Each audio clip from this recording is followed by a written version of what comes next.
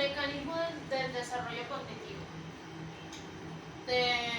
Piaget planeaba que el conocimiento no se adquiere de forma pasiva, sino a través de la interacción constante con el entorno. Para explicar cómo cambia el pensamiento, propuso estos conceptos clave. Esquemas. Son las estructuras mentales o bloques de construcción del conocimiento. Un esquema representa una categoría de información y la forma en que interactuamos con ella.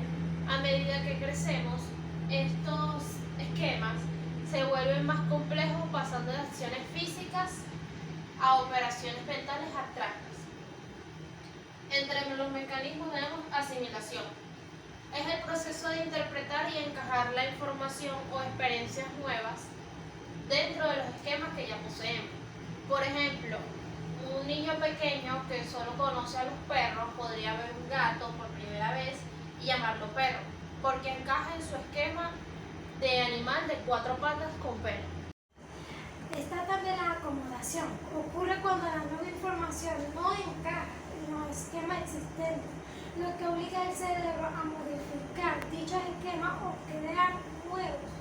Significando el ejemplo anterior, el niño se da cuenta de que el gato no ladra, dice miau, maulla, y él trepa al árbol, por lo que reestructura su mente para crear la categoría del gato.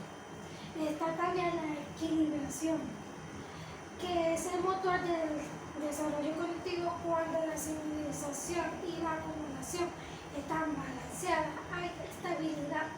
Sin embargo, cuando nos topamos con algo que no entendemos, entramos en un conflicto cognitivo, desequilibrio. Para resolver la tensión, el cerebro realiza una acomodación, alcanzando una equilibración superior, que significa haber aprendido algo nuevo. Bueno, ahora continuamos con las 4 etapas del desarrollo cognitivo. Las 4 etapas del desarrollo cognitivo comienzan con la primera etapa, que es la etapa sensoriomotora. Esta primera etapa o fase del desarrollo se va desde el nacimiento hasta los primeros, o sea, desde el nacimiento y los 2 años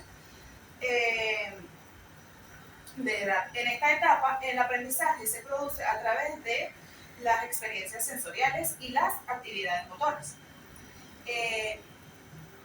Comienzan con tienen 2 fases.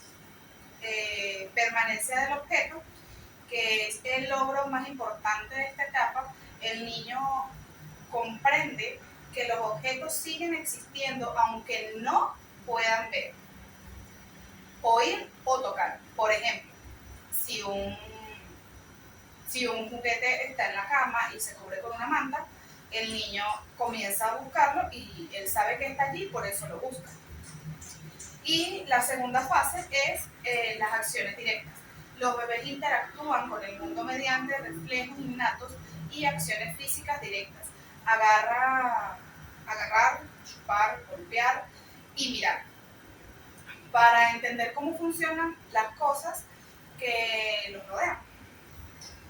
Bueno, seguimos con la etapa preoperacional de 2 a 7 años. En esta etapa, que abarca la edad preescolar del niño, empieza a representar el mundo de manera mental. Aunque su pensamiento todavía es intuitivo y carece de lógica formal, esta etapa tiene 3 fases, que es el pensamiento simbólico, que es la capacidad de usar palabras, imágenes u objetos para representar cosas de la realidad que no están presentes. Por ejemplo, usar una caja de cartón para imaginar que es un barco, un avión, un carro.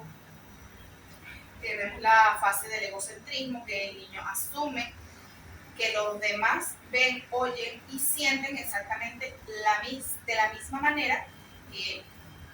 Les cuesta mucho adoptar el punto de vista o la perspectiva de otra persona. Y la fase de juego de roles, el juego simbólico o de imitación. Jugar a ser profesores, a los médicos, a la familia, se vuelve cada vez más se vuelve clave para procesar la realidad, experimentar diferentes roles sociales y consolidar su aprendizaje en sí. Ok, la próxima fase conseguimos la etapa de operaciones concretas, que es de 7 a 11 años. En esta fase, el pensamiento del niño se vuelve lógico, reversible y organizado, pero todavía no está fuertemente anclado a la realidad concreta y a las experiencias manipulables. Ya no necesita actuar físicamente sobre los objetos para resolver los problemas, puede hacerlo mentalmente mediante ciertas operaciones, como tal. Reversibilidad. El niño comprende que una acción puede deshacerse mentalmente. Por ejemplo, si vierte un vaso de agua en otro, comprende que la cantidad es la misma aunque cambie el tipo de vaso. ¿Okay?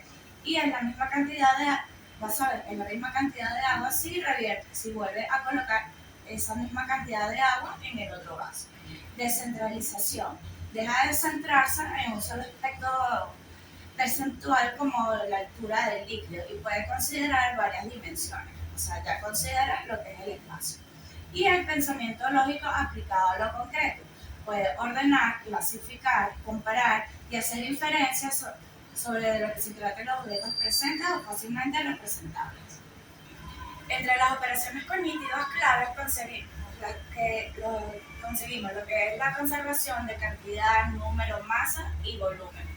La seriación es capaz de ordenar los elementos según sus dimensiones, longitud, peso, tamaño o color. Clasificación e inclusión de clases. Agrupar los objetos obviamente por criterio, numeración y operaciones aritméticas básicas. Sumar, resta, multiplicación y más adelante lo que son las divisiones. Y la perspectiva social y moral que tiene mayor capacidad de entender los puntos de vista de los demás para razonar sobre las normas y acuerdos en juegos y situaciones cotidianas. Tenemos la etapa de operaciones formales que va de los 11 años hacia la adultez.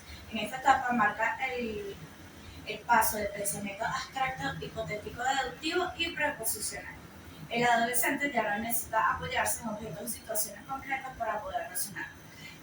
¿Cuáles son las características principales de estas etapas? El pensamiento hipotético y deductivo. Ya a partir de los 11 años, las personas somos capaces de formular hipótesis y deducir las consecuencias lógicas. O sea, somos capaces de pensar antes de actuar y podemos pensar una gran cantidad de consecuencias. Tenemos razonamiento sobre lo posible y lo que no es posible sobre lo real. Podemos pensar en diferentes escenarios alternativos, futuros y contrafácticos. O sea, que hubiese pasado si hubiese hecho esto y no lo otro. Pensamiento preposicional. Razonamos a partir de los enunciados y las relaciones lógicas entre estas preposiciones, y no solo a partir de los objetos. Y el adolescente, por último, puede pensar de cómo pensar, evaluar cómo razona y cómo mejorar. O sea, estamos ya hablando de la metacognición. Okay. Todos estos avances se manifiestan en varios ámbitos. En la parte académica tenemos resoluciones de conflictos matemáticos y científicos que ya pueden implicar variables, hipótesis y experimentación mental. A nivel moral y social, somos capaces de reflexionar críticamente sobre las normas sociales, justicia, derechos y las responsabilidades que se mantienen a esta edad. Capacidad para cuestionar las autoridades y construir argumentos propios y no solo repetir lo que nos han dicho o lo que dicen las demás personas. Identidad y proyecto de vida. El adolescente es capaz de pensar y cómo quiere ser en adelante, qué tipo de persona quiere ser y cómo se quiere comportar. Y además se puede imaginar seriamente